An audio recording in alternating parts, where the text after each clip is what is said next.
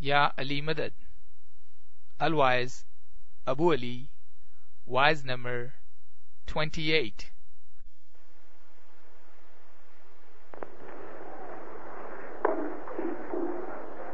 या अली मदद।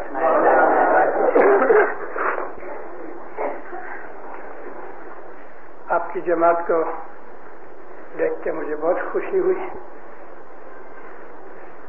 13,000 माइल का सफर किया, कनाडा से मालिया जमात का दीदार किया।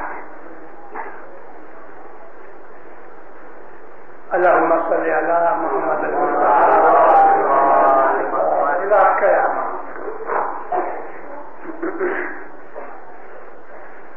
सतगुर कह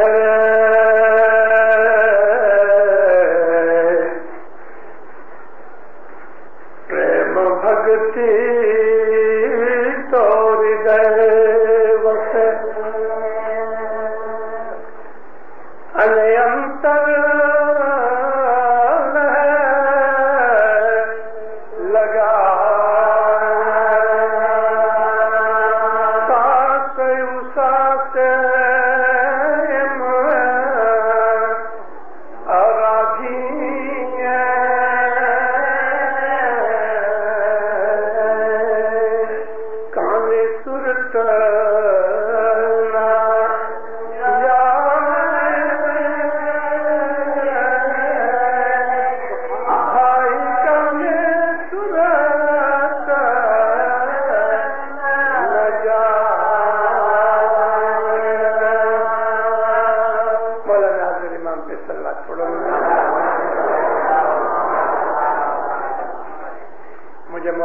मेरा गला थक गया। आज 66 दिन हुए और रोज 2-2 कभी कभी 3 आवाजें होती है।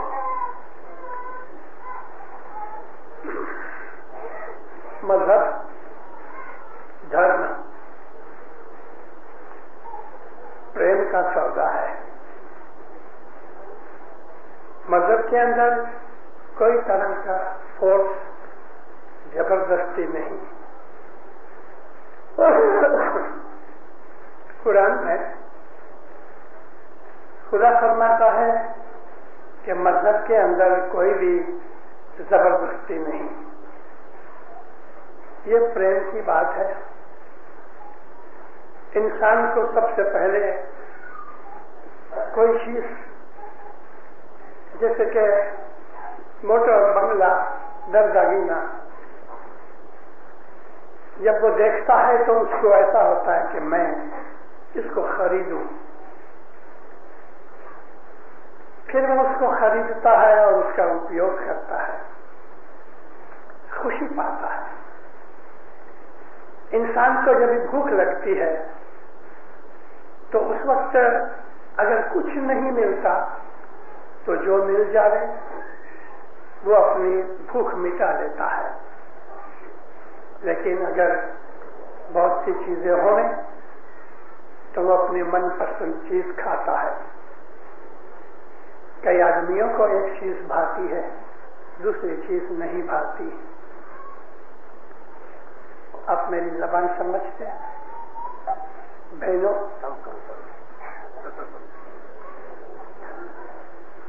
गुजराती में बोली શકું પણ તમને એટલી મીઠાશ નહીં આવે। મેં ગુજરાતીમાં વાતો કરી છે પણ ગુજરાતી અટકી ને બોલું। હું સરળ કરીશ इंशाअल्लाह। इंसान के दिल के अंदर कपड़ा, खाना, रहना, ऐसी बहुत सी वस्तु चीजें हैं कि वो उसको एक को पसंद करता है, दूसरी को नहीं करता। बच्चे भी, माँ अगर 2-3 किस्म के खाने पकावे तो बच्चा, किसी को चावल पसंद है, किसी को रोटी पसंद है। ऐसा ही जिंदारों, इंसान खुदा ताला को अपने मन की पसंद से याद करता है। इसलिए ये दुनिया में इतने तरीके हैं। हिंदुओं के अंदर देखो तो 33 करोड़ देवता है, उसके अंदर ऊंदर भी है और हाथी भी है और गाय भी है और फरस भी है। मुसलमानों के अंदर जो है खुदा और रसूल को मानते हैं, उनके अंदर भी दीन पर अमल करने के 73 फिरके हैं। इसी तरह से क्रिश्चियन लोग जो नबी ईसा को मानते हैं, उनके अंदर भी ऐसा 70-71 जुदे जुदे संप्रदाय हैं। दुनिया के दर धर्म के अंदर कुछ न कुछ जुदे जुदे स्वरूप होते हैं। हमारा हज़रत इमाम हमारी आंख का नूर है, हमारे दिल की ज्योति है। हम अपने मौला को चाहते हैं, प्यार करते हैं, लेकिन सबका प्यार, सबका इत्तेकाद, सबका ईमान जुदा जुदा है। कोई मौला को इस नजर से देखता है कि दीन दुनिया का मेरा मालिक यही है, कोई मौला को इस तरह देखता है कि ये मेरा पीर मुर्शिद है। सबका ईमान सरीखा नहीं, सबका ईमान बराबर नहीं। कुछ ऐसे लोग हैं कि मौला के बाजू में भी नहीं जाते, और कुछ ऐसे लोग हैं कि प्रेम के कारण से मौला से छूट भी लेते हैं। और जहां प्रेम है वहां कोई कायदा नहीं। प्रेम का कायदा प्रेम है, और मौला भी प्रेम के सामने ढीला हो जाता है। आज से 60 वर्ष की बात है, 60 तो नहीं हुए, लेकिन 56-57 वर्ष हुए। दिल्ली के अंदर मौलाना इमाम सुल्तान मोहम्मद शाह की पदरा बनी हुई।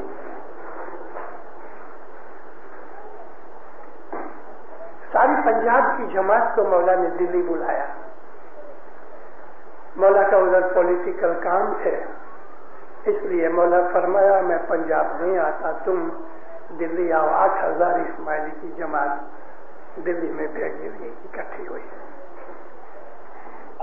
हर रोज मौला आ गए मंडप में, और 5-5, 10-10 मेहमानियां ले गए, फरमान करे। लाहौर के अंदर एक दोषी थी, एक बूढ़ी बाई थी। उस वक्त उसकी 85 बरस की उम्र थी।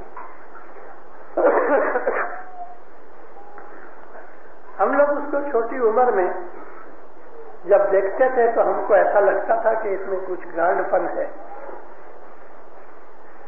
मगर वो पागल नहीं थी, प्रेम से भरी हुई थी।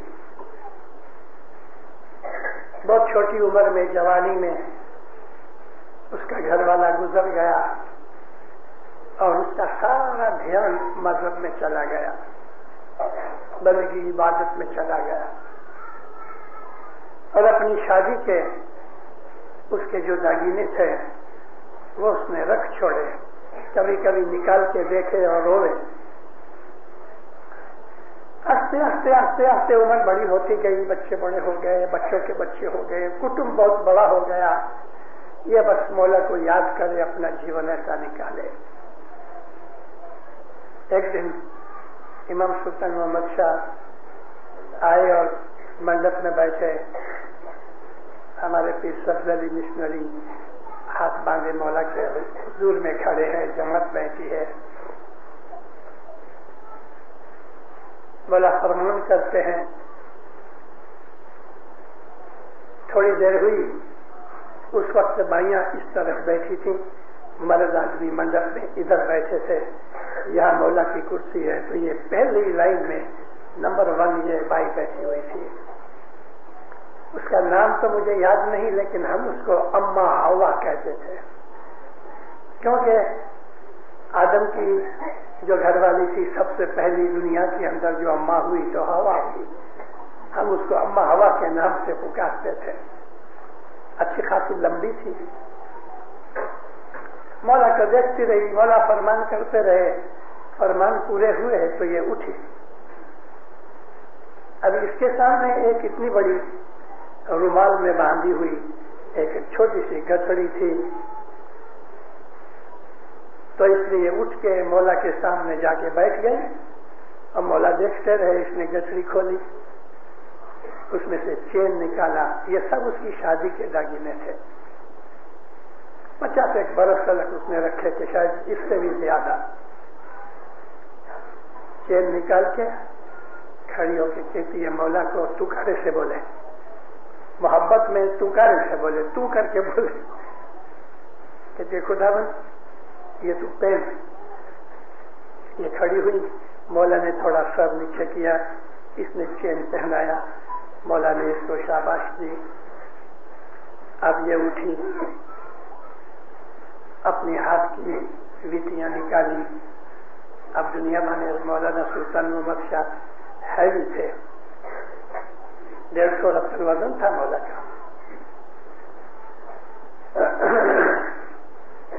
फिर भी वो जो विटियां थी साथ की छोटी अंगुली में आधे तक गई।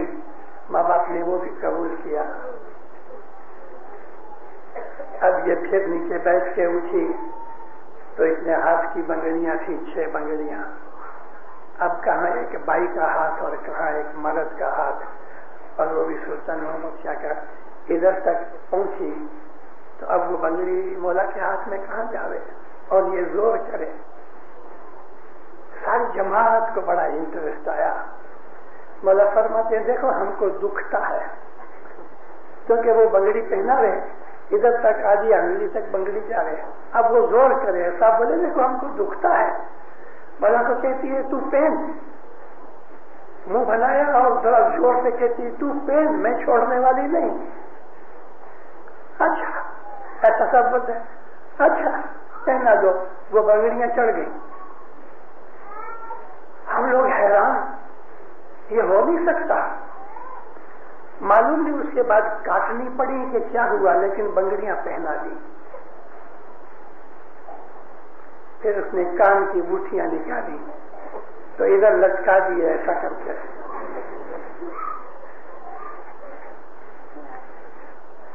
बात दिल की है, बात प्रेम की है। मौला को कहती है मेरा घर वाला गुजर गया, बहुत वर्षों से मेरी ये आशा थी कि ये मैं तुझे पहनाऊंगी। मेरी आत्मा ने तेरे साथ शादी की है। यही बात हमारे पीर हसन कबीर दिन ने भी कही है। आज निरीक्षण का जो गिनान है 50 पाठ का, उसमें यही है। हम जब हजरत इमाम के साथ बैयत करते हैं तो वह हमारी आत्मा की मौलाना हजरत इमाम के नूर के साथ शादी होती है। शादी का मतलब क्या होता है पता है?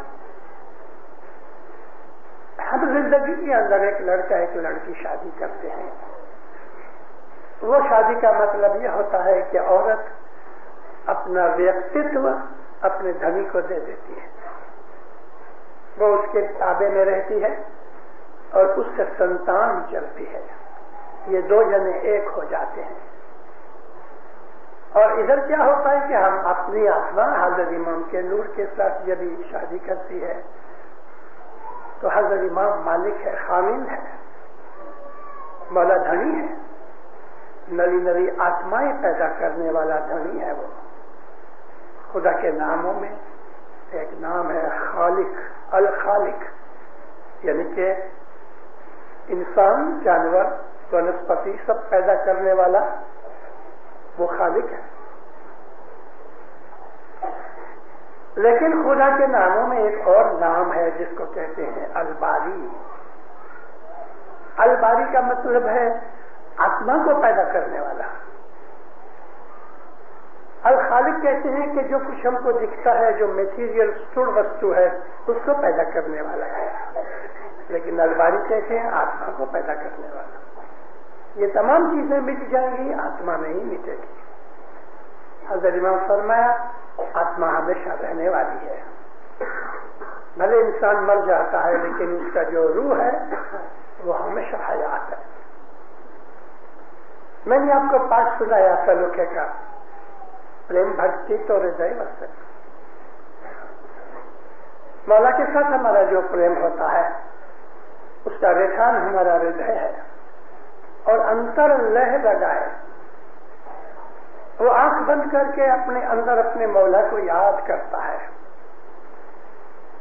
इस्माइली मजहब का जो स्वाद चखना है तो वो बैतुल ख्याल की बंदगी है। बैतुल ख्याल की बंदगी आप में बहुत ऐसे हैं कि जिसके पास बोल है। मैं ये पूछूं कि आपने बोल लेके फिर उस पर प्रैक्टिस की? मैंने अभी मुखी साहब से कमरिया साहब से बात पूछी, शाम की हाजिरी तो बहुत अच्छी है लेकिन सुबह की परोड़ियों की हाजिरी अच्छी बनाओ। ये 4 दिन की जिंदगी, एक दिन मौत तो आएगी। वो लोग के जो खुदा को नहीं मानते, वो लोग भी खुदा को नहीं मानते तो भी मौत को मानते हैं। नास्तिक आदमी को पूछो मरना है तो कहेगा मरना तो है। मौत एक हक चीज है और कभी भी मौत से डरना नहीं। मौलाना हज़रत इमाम फरमाया कि मौत मोमिन के लिए खुशी का दिन है, ईद का दिन है कि वो अपने मालिक उसके साथ जाके मिलता है। बच्चा भी मरता है, बूढ़ा भी मरता है। तो ये 4 दिन की जिंदगी दुनिया की मौज शौक में, खाने पीने के अंदर ऐश आराम, कपड़े लत्ते में अगर चली जावे तो फिर मौत के वक्त हमें बहुत पछतावा होएगा। ऐसा पछतावा होएगा कि उसकी फिर कोई दवा नहीं। इसीलिए दुनिया के अंदर हर एक धर्म में खुदा ताला ने ऐसे लोग पैदा किए कि वो अपनी जमात को, अपनी कम्युनिटी को, वो लोग वाज करके, कीर्तन करके, प्रीचिंग करके मंदिरों में, मस्जिदों में, चर्च में, तमाम कौमों के अंदर लोगों को ऐसा मौका मिलता है कि वो किसी की वाज या भजन या कीर्तन या प्रीचिंग सुनते हैं। क्योंकि उस दिन खुदा ताला जब हिसाब मांगेगा तो हमको ये कहने का मौका नहीं मिलेगा कि मौला हमको पता नहीं था। इस सदरदीन ने चौगड़िया लिखा, उसके अंदर ऐसा एक पाठ है, यारा मता कोई आखे तिस दिन विराता मुंह मुता सैया न सो। ऐ दोस्तों, उस कयामत के दिन तुम्हारे अंदर से कोई ये नहीं कह सकेगा कि मेरे को पता नहीं था कि तू हाज़िर इमाम है, मेरे को मालूम नहीं था कि तू करीब शाह है, मेरे को मालूम नहीं था कि तू हमको हिदायत देने वाला। ऐसा कोई नहीं कह सकेगा।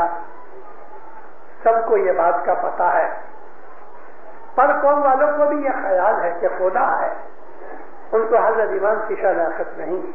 लेकिन हम इंसान ऐसे अच्छे लोग हैं, इस्माइली ग्रुप जो है, इस्माइली जमात है, मौलाना हज़रत इमाम को जानते हैं। हमको पीरों ने मेहनत करके हज़रत इमाम को ढूंढ के हमको मिला दिया। मौला को कहा, या मौला ये मेरे घेटे बकरे हैं, मैं तुमको सौंपता हूँ। ये घेटे बकरों का जो हद है मौला को गुरु सदरदीन दे गया। और फिर सदरदीन उसकी मन की आशा क्या थी? इस सदरदीन का दुनिया भर में सबसे ज्यादा फिक्र चिंता का जो काम था या पॉइंट था वो ये था, एक फिक्र मुनीवर, एक फिक्र मुनीवर तुम्हारी छे अमने मानस रूपे साहेब जानो जी। एक फिक्र मेरे को गुरु सदरदीन कहते हैं ये है कि तुम इंसानी शक्ल में हाज़िर इमाम की ओळखान कर सकोगे बस। और ये फिक्र गुरु सदरदीन को नहीं देनी चाहिए। हम मौला को जानते हैं लेकिन उसकी जाहिरी शक्ल और है, उसका नूर और है, और हमारा ध्येय ये है कि हम हज़रत इमाम के नूर की शनाख्त करें। सुबह उठो, रात को थोड़ा जल्दी सो जाओ और उड़िए 3:30 पौने 4 बजे उठो।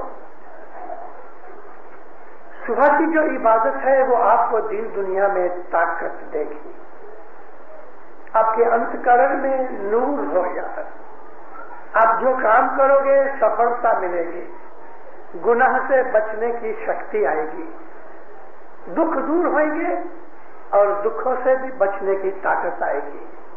इमाम सुल्तान मोहम्मद शाह दातार फरमाया कि दुख सहन करवानी शक्ति केड़वो। हजरत इमाम फरमाया दुख आएंगे लेकिन तुम दुखी नहीं होगे, कारण कि तुम इबादत करते हो। इंसान इस दुनिया के अंदर अपनी मर्जी से पैदा नहीं हुआ।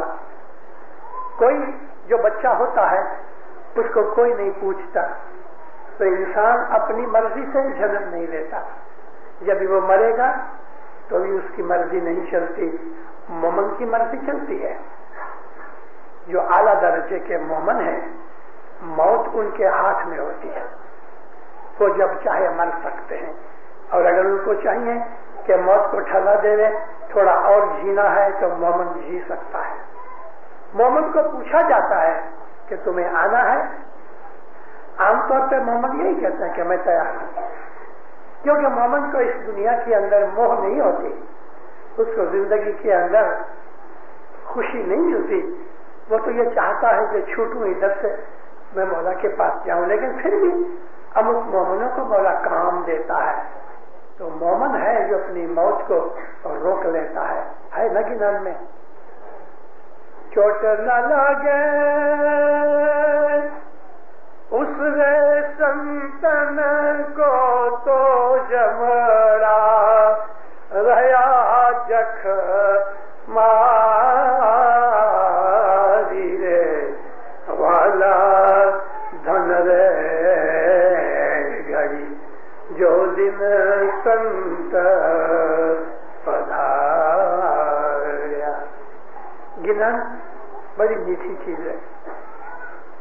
आप लोग गिनान बोल रहे थे, मैं बाहर सुनता था। गिनान बोला करो। गिनान पीरों का कलाम है और उसमें नूर है। मैं अपनी बातों में कैसा आया कि हम छोटे थे तो माँ हमारी आटा गूंदे और गिनान बोलती है, कपड़े धोए गिनान बोलती है, कुछ सीबन भरत का काम करे तो गिनान बोलती है। हमारी नानियां, हमारी दादियां, हमारी फूफियां, हमारी चाचियां, हमारी माएं, ये डोसियां, ये बुढ़ियां जब घर का काम करती थी तो गिनान बोलती थी। आज बहुत से घरों के अंदर वो रेडियो पड़े हैं, ट्रांजिस्टर पड़े हैं, कोई लता मंगेशकर के गाने सुनता है तो कोई मोहम्मद रफी के सुनता है। चल, अपनी अपनी लायकात है। गिनान बोलने से इंसान का दिल खुश होता है, गिनान बोलने से इंसान को सधियारा मिलता है, गिनान बोलने से सारा वातावरण बदल जाता है, आने वाली आफतें दूर रह जाती हैं। और अगर गिनान बोलते रहोगे घरों के अंदर तो आपके जो बच्चे होंगे ना छोटी उम्र में, वो भी गिनान ललकारेंगे। गिनान को अपनी जीवन का एक मकसद बना लो। गिनान बोलने से आपके मन की मुरादें पूरी होंगी। मौलाना हजरत इमाम एग्ले में रहते हैं, पेरिस से 50 किलोमीटर है, बड़ी शानदार जगह है। वहां जो मौला के रहने का मकान है, और थोड़ी आगे जाओ तो बड़ा मकान है, बड़ी बिल्डिंग है जिसमें लगभग 200 जितने साहब के नौकर, सेक्रेटरी वगैरह क्लार्क काम करते हैं। मगर मौला की खुद का जो रहने का बंगला है, उसके नीचे एक ऑफिस है, लाइब्रेरी है, मीटिंग रूम्स भी हैं, पर मौला का खास खुद का जो रूम है उसमें जाके मौला काम काज करते हैं।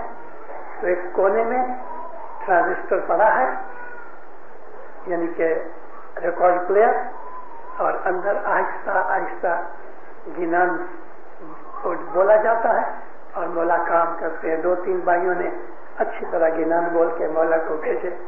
मौला बहुत खुश हुआ। एक कोने में पड़ा है, मशीन पड़ी है,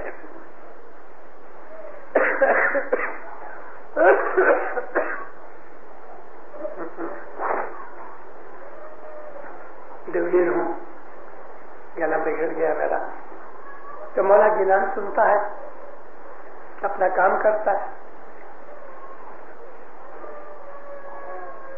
इमाम सुल्तान मोहम्मद शाह की मुझे बात याद है। मौलाना सुल्तान मोहम्मद शाह बहुत दफा अपने फरमान में गिनान बोल के सुनाया करते थे। बहुत से फरमानों में गिनान है। एक दफा मिशनरियों की मीटिंग थी तो मौला उसमें आए, तो मौला कहते देखो गिनान में लिखा है 100 वर्ष लगी जीवना आखिर मरना होई होई। एक दूसरी दफा ऐसा था तो साफ फरमाया गिनान में लिखा है वर्ष जैसे 10 धाड़ ले दिन पानी नहीं ले ले। मौला के मुंह से बहुत दफा गिनान सुने। कामड़िया हाजी थे, सुल्तान मोहम्मद शाह जब जन्मे तो कराची में जन्म लिया इमाम सुल्तान मोहम्मद शाह ने। मौला की रखवाली रखने वाली, काम काज करने वाली जो नौकरानी थी, वो कहती थी कि बहुत दफा मैं देखूं तो मौला झूले में सोए हैं, पालने में सोए हैं, मैं भी सो जाऊं, मेरी आंख खुले तो देखूं पालने में कोई नहीं, तो मैं तो घबरा जाऊं, इधर उधर जाऊं, वापस आके देखो तो फिर सोया है, ऐसा ही गुम हो जाए।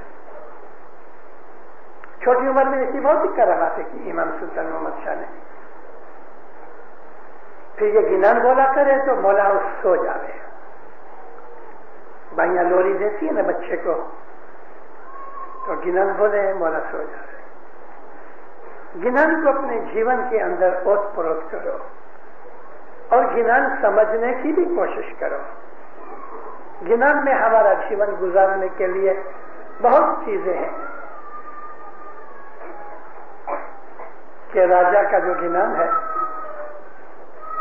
कि राजा मारे घर छे अर्धांगनी, के राजा मारे घर छे अर्धांगनी, तेने पूछी ने बात करी सत्यजी से पंचे पांडवा। वो धूमड़े पे उसने दुर्योधन ने कहा जा आग लगा दे, तो कहता मैं अपने घरवाली को पूछ लूं। अब गिनान में एक इशारा है जीवन गुजारने का कि मेरे घर में मेरी अर्धांगिनी है। मर्द लोग बहुत दफा औरत को बकरी समझते हैं, गधेड़ा समझते हैं, गुलाम समझते हैं। औरत का हक ऐसा ही है जैसा मर्द का है। कोई भी ऐसा अपनी फैमिली में काम करना हो तो फिर सदरदीन के गिनान में ये इशारा है कि तुम अपनी घरवाली से भी चर्चा करो। कभी कभी घरवाली एक ऐसा कुछ मामला ले आती है कि मर्द को ख्याल नहीं होता और कोई नुकसान से बच जाता है। घरवाली भी समझदार होनी चाहिए। एक दफा मैंने गिनानों के ऊपर वाज की थी, नीचे उतर के मुझे एक आदमी मिला, मुझे कहता मिशनरी साहब धनी धनियानी का जो संबंध है इसके लिए हमारे गिनान में कुछ है? मैंने कहा हाँ। तो उसको मैंने गिनान का पाठ सुनाया बोल के राग से, बड़ा खुश हुआ।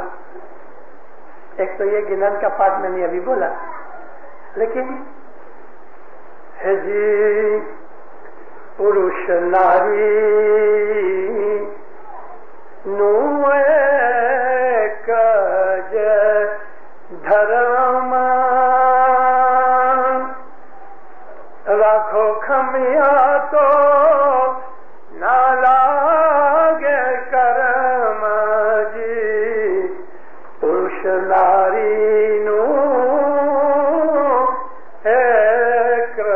धर्म तुरंत वेद न ध्यान गिनान के अंदर ये पाठ है कि पुरुष और नारी दोनों का धर्म એટલે ड्यूटी, फर्ज, दोनों का फर्ज एक है। अगर खमिया होवे तो कर्म नहीं लगे। कर्म कहते हैं बद अमाल, खराब कर्म किए होवे उसकी सजा उठानी पड़ेगी, तो वो कर्म नहीं लगता। दोनों के अंदर प्रेम होना चाहिए, दोनों के अंदर खमियां होनी चाहिए। एक गर्म हो गया तो दूसरा ठंडा रहे, एक ठंडा हो गया तो फिर मामला खत्म हो गया। महात्मा बुद्ध थे। अब कभी अमुक चीजों में, रिवाजों में सुनते हो गए, मुझे मालूम नहीं कि आपके घरों में मेरी टेपें आई कि नहीं। महात्मा गौतम बुद्ध के पास एक बाई आई, हाथ जोड़ के नमन किया कि महाराज मेरे को ऐसा मंत्र दो कि मेरा धनी मेरे वश में आ जाए। दरेक बाई को ऐसा होता है कि मैं धनी को वश करूं। वो तावीज पहनती है और भी ऐसी बहुत सी दुआएं करती है, लेकिन सबसे बड़ी चीज यह है ना, अभी इसमें आएगी, आप पता लगेगा। महात्मा बुद्ध अंदर गए, कबाड़ में से एक सोपारी ले आए, उसके ऊपर कुछ फूंक मारी, पड़ा,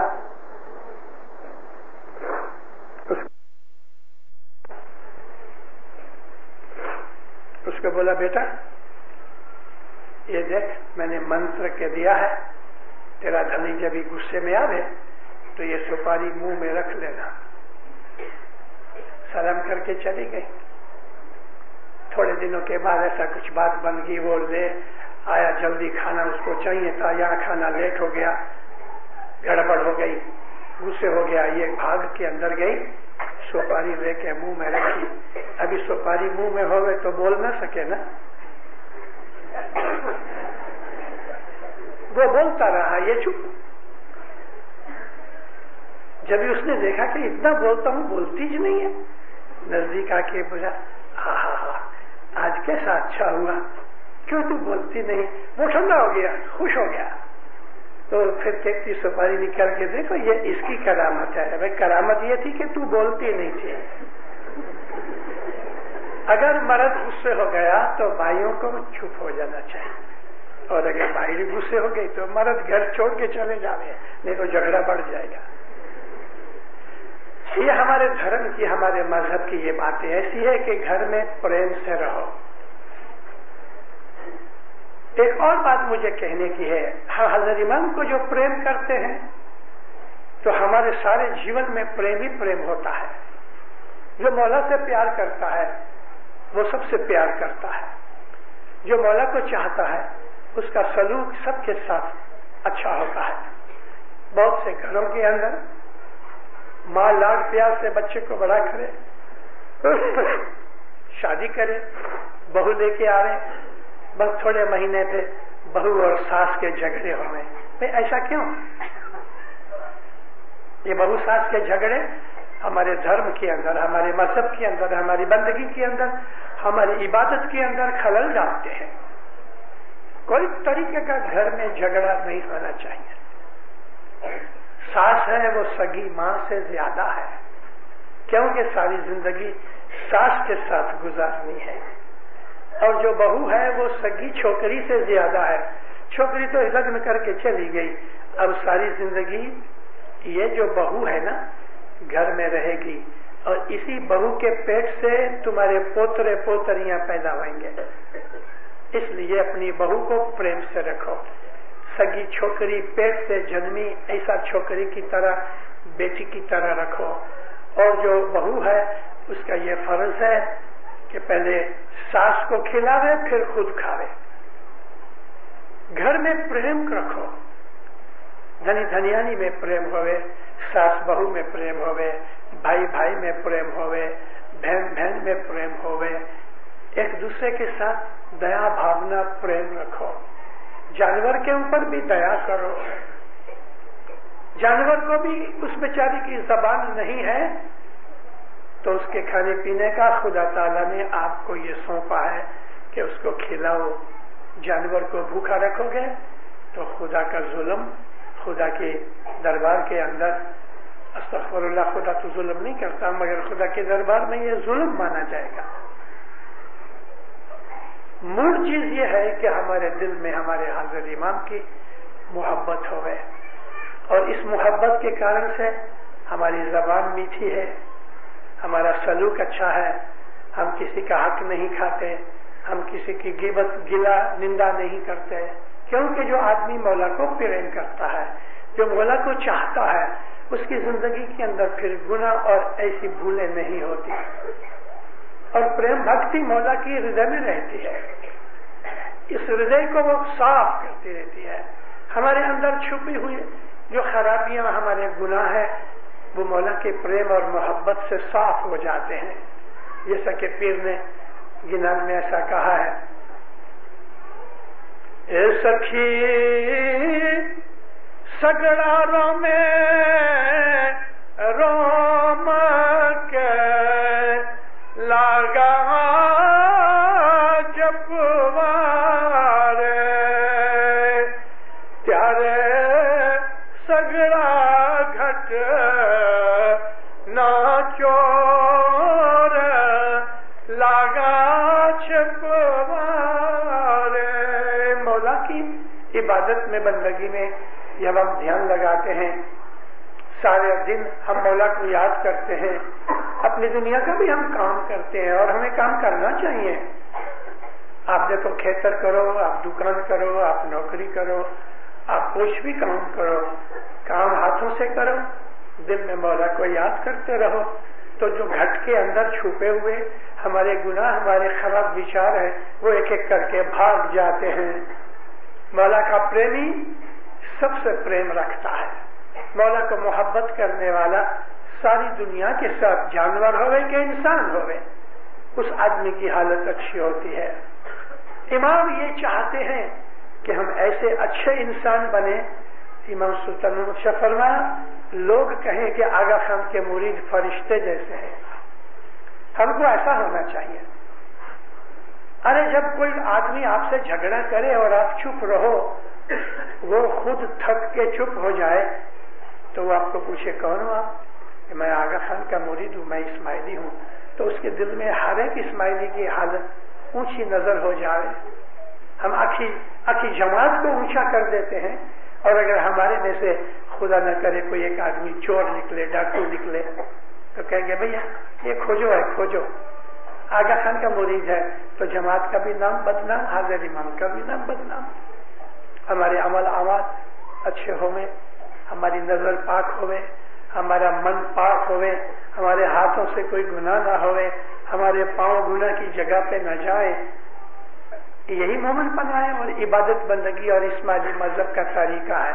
मैं आपको साधु बन जाने की बात नहीं करता, मोमिनो अच्छे कपड़े पहनो, लेकिन अपने तौफीक के साथ। मौलाना सुल्तान शाह फरमाते थे कि 100 रुपया कमाओ, 99 रुपए खर्च करो, हमेशा बरकत रहेगी। 100 रुपए कमाओ और 99 का खर्च करो तो हर महीने 1 रुपया बचेगा। तो मौला फरमाया हमेशा बरकत रहेगी, क्योंकि वो रुपया जो सेविंग करते हो बढ़ता जाएगा। मौला फरमाया 100 रुपए कमाओ और 101 रुपया खर्च करो, अमा कभी बरकत नहीं होगी। अपनी आवक से अपने खर्चे को नीचा रखो। देखो अभी थोड़े महीने हुए, हज़रत इमाम ने सारी दुनिया की जमात को एक थोड़ी सी भलामन की है कि इस वक्त इराक के अंदर गल्फ की हालत का कारण से लड़ाई का समय है, लड़ाई हुई नहीं। मौला जानता है लड़ाई होवे कि नहीं होवे, लेकिन आखिरी दुनिया के अंदर इस वक्त कीमतें महंगी हो गई, चीजें महंगी हो गई, पेट्रोल तो खास तौर पे महंगा हो गया, और पेट्रोल के कारण से और भी कई चीजें के ऊपर असर पड़ा। मौला फरमाया कर कसर करो, फजूल खर्चा ना करो, नए कपड़े जिसके बगैर चल सकता है मत बनाओ, दरदागिना, कपड़ा लता, खाना पीना, ऐश आराम, जो चीज के बगैर चल सकता है खर्च मत करो। घर में भी खाना पकाते हो तो इतना पकाओ और ऐसा पकाओ कि वो फेंकना नहीं पड़े, उसमें भी बरकत रहती है।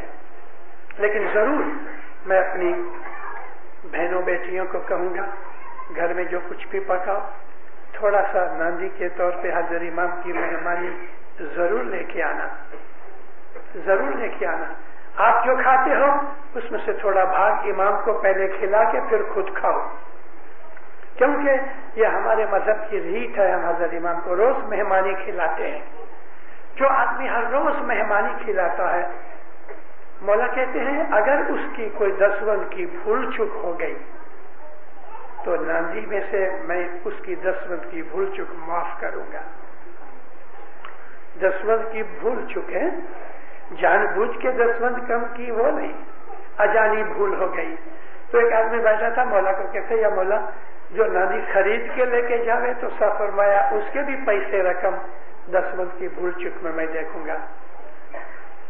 डेढ़ एक महीना हुआ, मैं पेशावर गया। पाकिस्तान में बहुत जूना गांव है पेशावर, अफगानिस्तान के पास है। मैं पेशावर 50-52 बरस के बाद गया। कारण यह कि मैं इस तरफ बहुत कम आता था। 40 बरस मैंने अफ्रीका में निकाले, अभी मैं कनाडा में हूँ। पेशावर गया तो मुझको वो पुरानी सब यादें ताजा हो गई। आज जिधर जमात खाना है ये नई जगह है, अच्छा जमात खाना है, लेकिन जूना जमात खाना जो था वो ढूंढने निकले हम। तो मुझको वहां बताया गया कि ये पुराना जमात खाना, क्योंकि ये जो जूना जमात खाना था उसको भी रिनोवेट करके थोड़ा नवा बना दिया गया। एक वक्त पेशावर में आग लगी। पेशावर में ज्यादा घर, जो पुराना पेशावर है उसमें लकड़ी के मकान है, क्योंकि ठंडी बहुत है तो लकड़ी के मकान यानी कि गर्म रहते हैं। बहुत मकान लकड़ी के थे। आग लगी, सब मकान जल गए, लगभग 200-300 मकान जल गए। एक जमात खाना बीच में खड़ा रहा और जमात खाने से थोड़ी दूर एक और मकान था, उसके आजू बाजू में सब मकान जल गए, ये एक मकान खड़ा रहा। और जमात खाना इसलिए खड़ा रहा कि इस तक आग आई ही नहीं। जमात खाने से एक लाइन छोड़ के आग बुझ गई, मगर एक जमात खाना बीच में, एक मकान बीच में खड़ा रहा। पर कौम के लोग कहते हैं कि हमने आंखों से देखा कि इस मकान के ऊपर बारिश होती थी, कभी कभी दूध की बारिश होती थी। अब वो घर का जो मालिक था, इस्माइली मालिक, वो कोई ब्याह शादी के लिए कोई दूसरे गांव गया था, अपना घर छोड़ गया, लेकिन जब वापस आया तो सारे मकान जले हुए हैं, इसका मकान खड़ा है। वो उस आदमी की छोटी उम्र से आदत थी कि चाहे कुछ भी हो जाए वो हर रोज अपने घर में दूध को गर्म करे, बादाम पिस्ता डाल के जमात खाने लेके जाए रोज। ये तो 60 बरस की बात है। 5-6 बरस हुए, अमेरिका के एक छोटे से टाउन के अंदर एक इस्माइली ने होटल ली। ये अभी की बात है।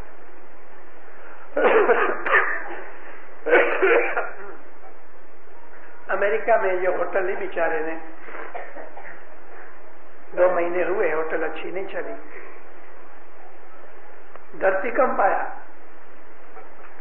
धरतीकंप में दिनदारों, आप मानो ना मानो, सारा आखा टाउन जमीन दोज हो गया, सारा आखा टाउन। लेकिन इसकी होटल, 2 माले की होटल, सलामत बची है। लोग देखने आते थे, टीवी वाले आए, पेपर वाले आए, और इसको कितना लकी कहे। इसने जब ये होटल ली, एक रूम निकाला, क्योंकि और कोई इस्माइली था ही नहीं।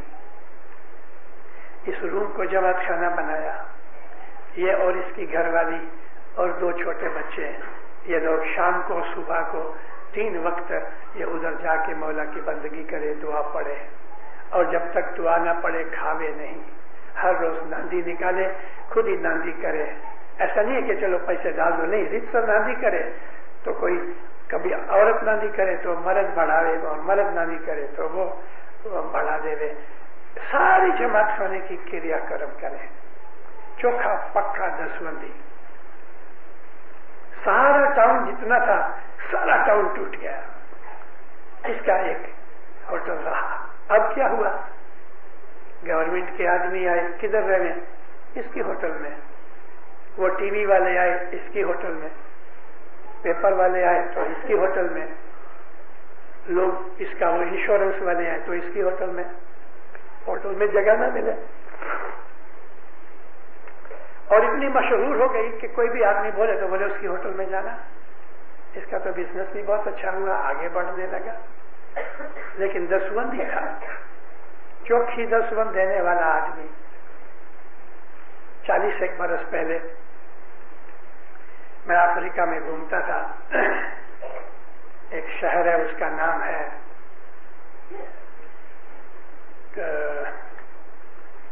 केनिया के अंदर एक गांव है,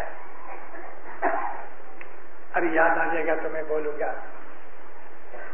मैं उस गांव में गया, बहुत ठंडी होती है उस गांव में। तो इस गांव के अंदर एक इस्माइली ने सिल्क की स्टोर खोला। ऊपर लिखा था शेर अली सिल्क स्टोर, उसका नाम शेर अली था। गांव का नाम है एल्डोरेट।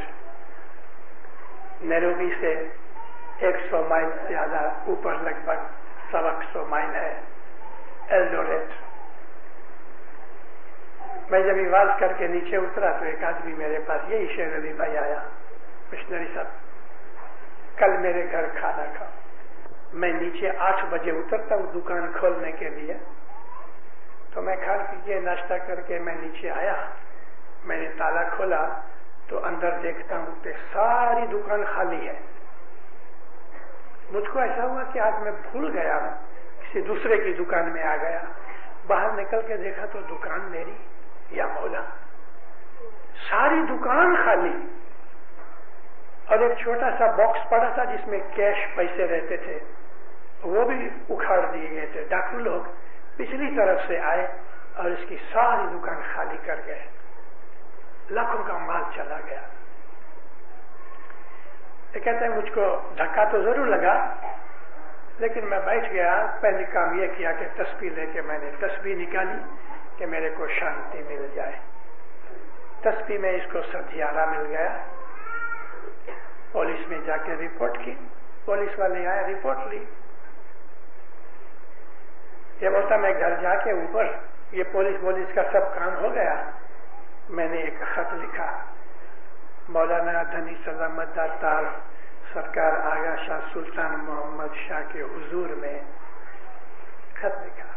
कहते या मौला, मैं दसवंत बराबर देता हूँ, मैं रोज जमात खाने जाता हूँ। ये खत में लिखता है, बराबर दुआ पढ़ता हूँ, जहां तक बन सकता है मेरे अमाल भी अच्छे हैं।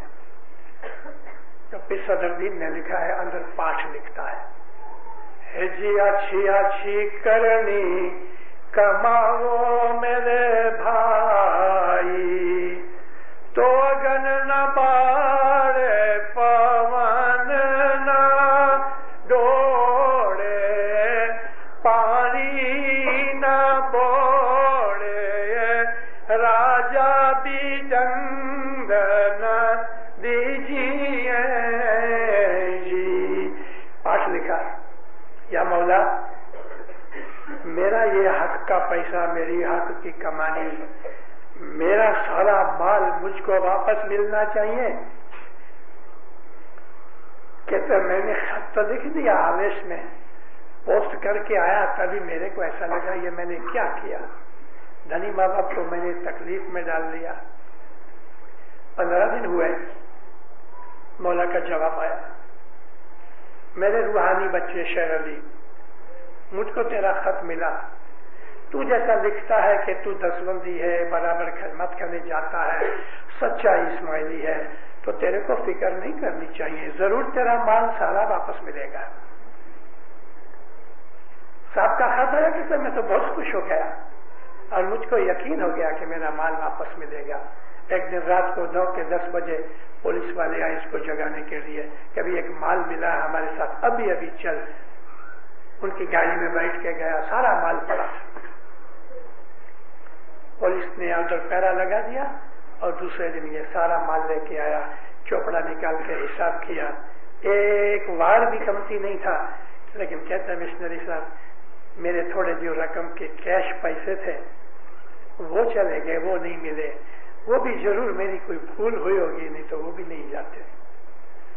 हमारा मजहब ऐसा है कि इधर करो इधर मिलता है। आदमी के दिल में यकीन होना चाहिए, मौला के फरमान पे अमल होना चाहिए।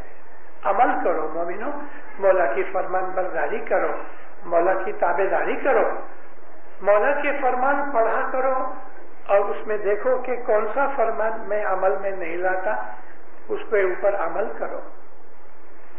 इमाम के हुक्म के अंदर बरकत और नूर है।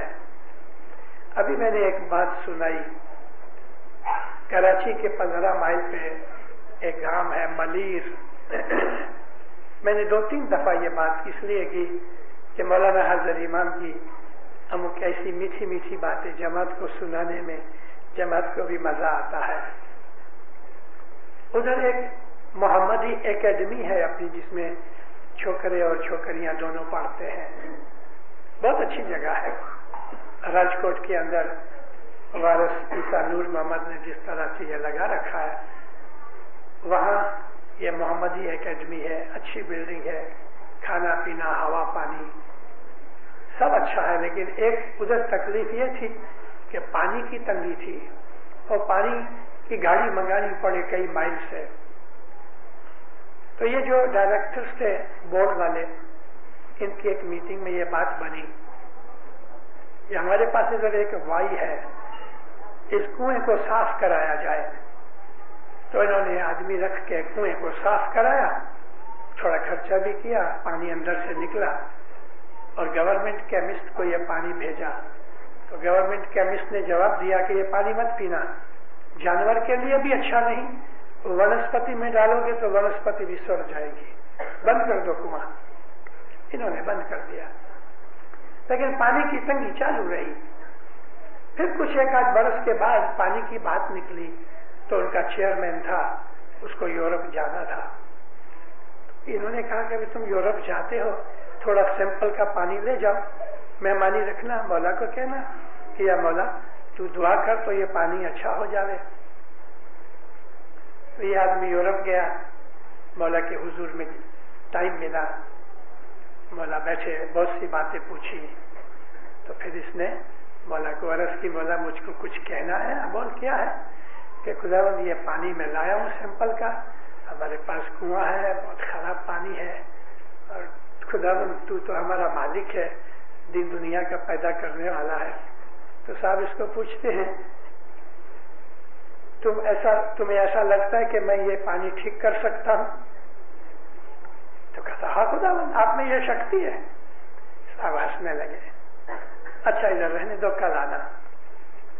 दूसरे दिन ये गया, अभी मेहमानी के अंदर सूखा मेवा था, कुछ चॉकलेट्स थी, और ये खड़ी साकर नहीं आती, इतना बड़ा खड़ी साकर का एक इतना बड़ा टुकड़ा था।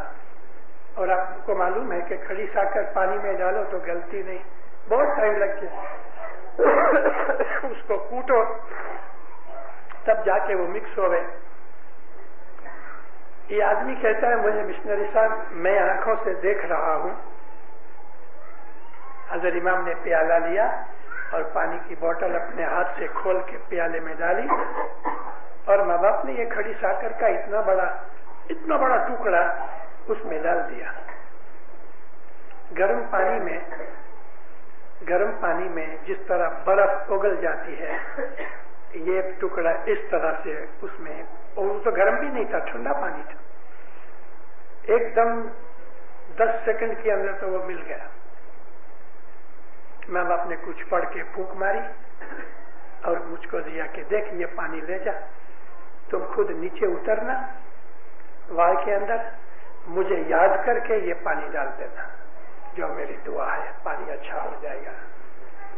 ये वापस आया, मौला के हुक्म प्रमाणे नीचे उतरा, मौला को याद करके पानी डाला। फिर मौला ने कहा था कि बहुत पानी निकालना जब तक के क्लीन निकले, पानी निकालते रहे। ऐसा मीठा पानी हुआ कि आज आजू बाजू वाले लोग भी उसमें से पानी ले जाते हैं। ये धनी मौला जो चाहे सो कर सकता है, लेकिन अपने मोमन के लिए करता है। और अपने मोमन के लिए रात को नींद भी नहीं करता। बाह गिरिया नी लाज ते कारण सतपंथ दिखाड़िया आज। ये मौलाना हजरत इमाम अल्लाह का नूर है। हम दो खुदा नहीं मानते। हम हजरत इमाम के शरीर को भी खुदा के तौर पे नहीं मानते। अलबत्ता हम हजरत इमाम के शरीर का बहुत इज्जत करते हैं, क्योंकि इस शरीर में तो नूर है। लेकिन हम शरीर की इबादत नहीं करते, हम नूर की इबादत करते हैं, और वो नूर हजरत इमाम के अंदर है। अली से लेके हजरत इमाम तक हमारे 49 इमाम हुए। इनमें 48 इमामों ने ये दुनिया छोड़ दी और उनके शरीर बदन जमीन में दफन है। अगर हम मौला के शरीर को खुदा मानते हैं तो वो तो मर गया। ये जन्म भी लेता है, शरीर बूढ़ा भी हो जाता है, शरीर बीमार भी होता है। लेकिन जो नूर है, नूर को कोई रोग नहीं, नूर को मौत नहीं, नूर को जन्म नहीं। हम इस्माइली हजरत इमाम के नूर की शनाख्त करते हैं। हम इस्माइली हजरत इमाम के नूर की इबादत करते हैं। हम एक ही खुदा को मानते हैं, मगर वो खुदा जो आसमानों पर बैठा लोग कहते हैं, वो वही खुदा है कि जो हजरत इमाम में नूर है, वही है। 14 भवन तणो ए धनी, 14 भवन का मालिक है ये। प्रगट छे जुगमा, हमारे दिल के अंदर भी यही बैठा है। अगर हमको नूर देखना है तो सुबह आके इबादत करो, सुबह की बैतुल ख्याल की बंदगी करो, हर रोज जमात खाने आओ। मैं आपको ये बात वापस एक और कहनी चाहता हूँ, सब जगह कही है मैंने। मौलाना हजरत इमाम एक गांव में गए, मुखी ने कहा खुदावन जमात की हाजिरी बहुत अच्छी है। मौला कुर्सी से उठ के माइक के ऊपर आके कहने लगे, मेरे मुखी ने कहा है कि जमात की हाजिरी बहुत अच्छी है, मुझे बहुत खुशी हुई। मौला कहते हैं जब मैं सुनता हूं कि मेरे बच्चे जमात खाने जाते हैं तो मुझे इतनी खुशी होती है कि दुनिया में और कोई चीज मुझे इससे ज्यादा खुश नहीं करती। लेकिन जब मैं ये सुनता हूं कि मेरे बच्चे जमात खाने नहीं जाते तो मुझे इतना दुख होता है कि इससे ज्यादा कोई चीज मुझे दुख नहीं देती। वो इस्माइली भाई बहन कि जो जमात खाने नहीं आते, घर पे बैठे रहते हैं या बाहर खेलते हैं, वो हजरत इमाम को दुख देते हैं। मौला को दुख देना हमारा काम नहीं। हम मौला को दुख दे रहे हैं, हम तो विचार भी नहीं कर सकते। लेकिन हजरत इमाम कहता है जब तुम जमात खाने नहीं आते तो तुम मुझको दुखी करते हो। अभी ये हमारे हाथ में है, मौला को दुखी करना है तो ना आओ। और चाहते हो कि मेरा मौला राजी होए तो रोज जमात खाने आओ, 10 वक्त बराबर दो, अच्छे काम करो, गुस्सा, ईर्ष्या, हसद, निंदा, क्रोध वगैरह ये तज डालो, छोड़ दो इन चीजों को। मीठे बनो, सहनशीलता वाले बनो, मन के अंदर और अपने अमल आमाल के अंदर भलाई के काम करो, मौला की बंदगी करो, सबसे नेक सलूक करो, कौम और काम सबके साथ अच्छा सलूक करो, और अपने जीवन में मौला को याद करो। बच्चों को अच्छी एजुकेशन दो ताकि बच्चे बड़े होके और भी दुनिया के अंदर इस्माइली मजहब की रोशनी फैलावे। इस तरह अपने जीवन के गुजारो, दिन और दुनिया में मौला आपकी चढ़ती करेगा इंशाअल्लाह। मौला आपकी नेक उम्मीदें पूरी करे, हकीकत की समझ दे दे, बदियों बुराइयों से बचाए, नाफरमानी से बचाए, आफतें, बलाएं, बीमारियां, मुश्किलें दफा करे। मौला आपकी जान माल में बरकत देवे, आल औलाद में बरकत देवे। मौला आपकी तंदुरुस्ती में बरकत देवे, इज्जत आबरू ज्यादा करे, सुख शांति इत्तेफाक देवे, सलाह संप में रहो, दीन में दुनिया में सुखी रहो, राजी रहो, आबाद रहो। मौला बरकतें देवे, खुशियां देवे, नवाजिशें देवे, मौला बख्शिशें देवे, आपके ऊपर हमेशा राजी रहवे, आपकी आल औलाद की चढ़ती करे, जमात की चढ़ती करे। मौला आपकी हर नेक उम्मीद पूरी करे, ज़ाहिर बातिन दीदार नसीब। सारी जमात मेरे साथ ये पाठ बोलो। है जी करूं